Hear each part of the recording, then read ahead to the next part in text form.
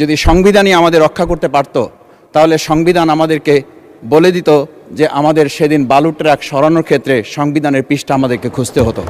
সংবিধান যদি মানতে হতো, তাহলে আমাদের মাননীয় প্রধানমন্ত্রী বাংলাদেশে থাকার কথা না, ওনার দেশের বাইরে থাকার কথা। সংবিধান মানতে হলে বর্তমান স্বরাষ্ট্রমন্ত্রীর এখন দেশের বাইরে থাকার কথা ছিল। আপনারা যেমন 51% সমর্থন নিয়েছেন, 70% প্রায় জনগণ কিন্তু গণবিপ্লবের গণভোটের পক্ষে তারা রায় দিয়েছে। আপনাদের চেয়ে সেই 51%-এর তুলনায় সেই 70% প্রায় গণভোটকে যদি আপনারা ইগনোর করেন, তাহলে আমি বলবো আমার বাউফল, আমার পটুয়াখালী শুধু নয়, গোটা বাংলাদেশ আবার জেগে উঠে গণভোটকে তারা কার্যকর করতে। মরহুমা বেগম খালেদা জিয়া নিজে বলেছিল, আমরা সুযোগ পেলে এই সংবিধানকে আমরা ছুঁড়ে ফেলে দেব। সেই সংবিধানের প্রতি আজকে বর্তমান সরকারি দলের কেন এত প্রেম জাগ্রত হয়েছে, এটা বাংলাদেশের মানুষের জানার অধিকার আছে। আমি মনে করি গণভোটের বিরোধিতা করার অর্থ হচ্ছে আমরা আয়নাঘরকে সমর্থন করতে চাই। গণভোটের বিরোধিতা করা মানে হচ্ছে 70% মানুষকে আমরা অন্যায্যভাবে তাদেরকে আবার ধিক্কার জানাতে চাই। পটুয়াখালী 2 আসন থেকে নির্বাচিত মাননীয় সংসদ সদস্য জনাব ডক্টর মোহাম্মদ শফিকুল ইসলাম। আসসালামু আলাইকুম। মাননীয় স্পিকার, আপনাকে ধন্যবাদ। আজকে আমি মহান আল্লাহর দরবারে শুকরিয়া আদায় করি এবং আমার প্রিয় পটুয়াখালী 112 বাউফল 2 আসনের যারা নির্যাতন, নির্মম এবং হামলা মামলার শিকার হয়েও ভয়কে জয় করে ন্যায় এবং ইনসাফের প্রতীকে ভোট দিয়ে তারা আমাকে বিজয় করে এখানে কথা বলার সুযোগ করে দিয়েছে। মাননীয় স্পিকার, আপনি জানেন আজকে আমরা যখন এখানে দাঁড়িয়ে কথা বলি, তখন আমাদেরকে এটা ভাবতে হচ্ছে যে আমরা কথা বলতে গিয়ে আবার বিগত 17 বছরের কোনো একটা বৈষম্যের মধ্যে পড়ে যাচ্ছি কিনা। কিন্তু আমাদেরকে এটা ভাবতে হচ্ছে, আমরা যখন এখানে দাঁড়িয়ে কথা বলছি, আমাদের কথা বলার সময় শহীদ শরীফ ওসমান হাদি ইনসাফের পক্ষে কথা বলার সময় বলেছিল, আমার প্রতি যে জুলুম করবে আমি তার সাথেও ইনসাফ করতে চাই। আমরা লক্ষ্য করেছি এই সরকার প্রতিষ্ঠিত হওয়ার পর শরীফ ওসমান হাদির ব্যাপারে তার বিচারে কতটুকু কার্যকারিতা নিয়ে এসেছে তা আমরা এখন পর্যন্ত জানতে পারিনি। আমার মনে হয় আমরা সংবিধান নিয়ে ঘাটাঘাটি করতে করতে যদি সংবিধানই আমাদের রক্ষা করতে পারত, তাহলে সংবিধান আমাদেরকে বলে দিত যে আমাদের সেদিন বালু ট্রাক সরানোর ক্ষেত্রে সংবিধানের পৃষ্ঠা আমাদেরকে খুঁজতে হতো।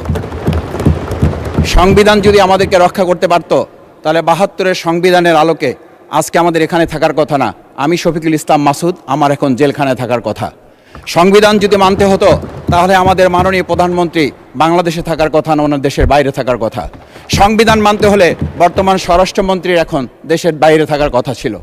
সংবিধান মানতে হলে যে বাচ্চাদেরকে আজকে এখানে শিক্ষা দেওয়া হচ্ছে, দীক্ষা দেওয়া হচ্ছে, কিংবা তাদেরকে কোনো কোনো ক্ষেত্রে জাসদের সাথে তুলনা করা হচ্ছে, সেই বাচ্চাদের নিয়েই আমরা এই সরকার দলের লোকদেরকে, সরকার দলের সম্মানিত নেতৃবৃন্দকে আমরা চোখের পানিও ফেলতে দেখেছি, আবার কাউকে কাউকে কথা বলতেও শুনেছি যে এই সমস্ত বাচ্চাদের, আমরা তাদের শিক্ষার্থীদের আন্দোলনের সাথে আমাদের কোনো সম্পর্ক ছিল না। আমরা খুব লজ্জিত হই মাননীয় স্পিকার, আমাদের এই বর্তমান সময়ে আমরা যদি এটা খেয়াল করি যে আমাদের বাংলাদেশের এই বর্তমান প্রেক্ষাপটটা নতুন করে এখন যে গণভোটের যে আজকে ন্যায্যতা অন্যায্যতা, সাংবিধানিক পৃষ্ঠা, লাইন, অক্ষর, দাড়িকমা আমাদেরকে শেখানোর চেষ্টা করা হচ্ছে, যদি সেটা হতো তাহলে বাংলাদেশ জাতীয়তাবাদী দলের সম্মানিত মহাসচিব তিনি কয়েক হাজার পুলিশের বেষ্টনীর মাঝখানে একা একটা মোবাইল নিয়ে তাকে আমরা দাঁড়িয়ে থাকতে দেখেছি, তখন সংবিধান আমাদেরকে রক্ষা করতে পারে নাই। মাননীয় স্পিকার, আমি 350 মামলা নিয়ে 7 মাসের ব্যবধানে, আপনিও আমার 2-1টা মামলাতে আপনি আমাকে সহযোগিতা করেছেন, সেটা এই সুযোগে ধন্যবাদ জানাতে চাই। আমার 350 মামলা জামিন করতে 7 মাস সময় লেগেছে, আমার বের হতে সময় লেগেছে 4.5 বছর। আমি সেই 4.5 বছরে 3 বার রিয়ারেস্ট হয়ে 2 বার গুম হয়েছি। আমি তখন ডিজিএফআই, এনএসআই, ডিবিএসবির কাছে জানতে চেয়েছিলাম, আমার সামনে দিয়ে বড় বড় নেতারা বের হয়ে যাচ্ছে, আমার অপরাধটা কি? তখন বলেছিল তারা হুমকি না, হুমকি হচ্ছেন আপনারা। আমাদেরকে যখন শেখ হাসিনার শেষ সরকার নিষিদ্ধ করেছিল, তখন তারা 14 দল মিটিং করে বলেছিল এই জামাত শিবিরই হচ্ছে সবচেয়ে বড় সমস্যা, তাদেরকে নিষিদ্ধ করলে এই আন্দোলন থেমে যাবে। আজ একটা কথা পরিষ্কার বলতে চাই, এই গণবিপ্লব নিয়ে আমাদের মাথা ব্যথার মূল কারণ হচ্ছে এখানেই শেখ হাসিনা আমাদেরকে যথার্থ টার্গেটটা করেছিল। সেই টার্গেটের মূল লক্ষ্য ছিলাম আমরা। আমাদেরকে বলা হয়েছিল একটা গুলি করলে একটা সরে বাকিগুলো লড়ে না, সেই লড়ে না লোকগুলো ছিলাম আমরা। মাননীয় স্পিকার, যার কারণে আমাদেরকে তারা ভয় পায়। আমরা এখন বর্তমান সময় ভিডিও দেখতে পাই যেই শেখ হাসিনা বাইরে থেকে বলেছিল আমরা এই দলকে ভোট দিতে বললাম আর সেই দল আমাদের সাথে আবার বিশ্বাসঘাতকতা করেছে। আমরা সেই শেখ হাসিনার বক্তব্য শোনার পর আমরা কাউকে আজকে এখানে বলতে শুনে নাই শেখ হাসিনার ওই বক্তব্য সঠিক নয়। এই মানুষ প্রতারিত হয়েছে, বেইমানি করা হয়েছে। আবার যদি গণভোট জুলাই সনদ নিয়ে এই জাতির সাথে প্রতারণা করা হয় তাহলে মূল্য দিতে হবে শুধু নয়, আবার আমাদেরকে 17 বছরের সেই জেল জুলুম নিপীড়ন গুম খুনের জায়গায় আমাদেরকে ফিরে যেতে হবে। আমি মনে করি পরিষ্কার বক্তব্য, গণভোটের প্রতি সমর্থন না জানিয়ে জুলাই সনদকে যদি আজকে ইগনোর করা হয় তাহলে আমাদেরকে কিন্তু আবার সেই গুম খুনের আয়নাঘরের দিকে আমাদেরকে ধাবিত করা হবে। আমি মনে করি গণভোটের বিরোধিতা করার অর্থ হচ্ছে আমরা আয়নাঘরকে সমর্থন করতে চাই। গণভোটের বিরোধিতা করা মানে হচ্ছে 70% মানুষকে আমরা অন্যায্যভাবে তাদেরকে আবার ধিক্কার জানাতে চাই। আমি এখানে স্পষ্ট বলতে চাই, আপনারা যেমন 51% সমর্থন নিয়েছেন, 70% প্রায় জনগণ কিন্তু গণবিপ্লবের গণভোটের পক্ষে তারা রায় দিয়েছে। আপনাদের চেয়ে সেই 51%-এর তুলনায় সেই 70% প্রায় গণভোটকে যদি আপনারা ইগনোর করেন তাহলে আমি বলবো আমার বাউফল, আমার পটুয়াখালী শুধু নয় গোটা বাংলাদেশ আবার জেগে উঠে এই গণভোটকে তারা কার্যকর করতে। ধন্যবাদ, আপনি 1 মিনিট পেয়েছেন।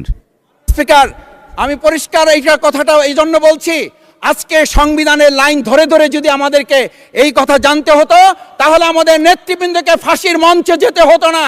আমার মতো ছোট মানুষের কাছে সে সময় ডিজিএফআর কাছে প্রস্তাব এসেছিল, আপনারা কি চান, মন্ত্রিত্ব চান, দেশ পরিচালনা চান, সব কিছু দেওয়া হবে, শুধু শেখ হাসিনার নীতিতে আপনারা আসেন। সেই নীতি তো ছিল 72-এর সংবিধান, সেই নীতি নিয়ে আজকে কেন এখানে এত কথা বলা হচ্ছে?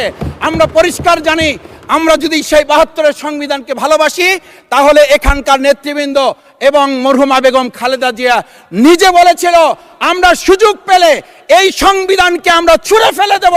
সেই সংবিধানের প্রতি আজকে বর্তমান সরকারি দলের কেন এত প্রেম জাগ্রত হয়েছে এটা বাংলাদেশের মানুষের জানার অধিকার আছে। আমি আমার প্রিয় বাউফলের মানুষের প্রতি ভালোবাসা শ্রদ্ধা জানাই।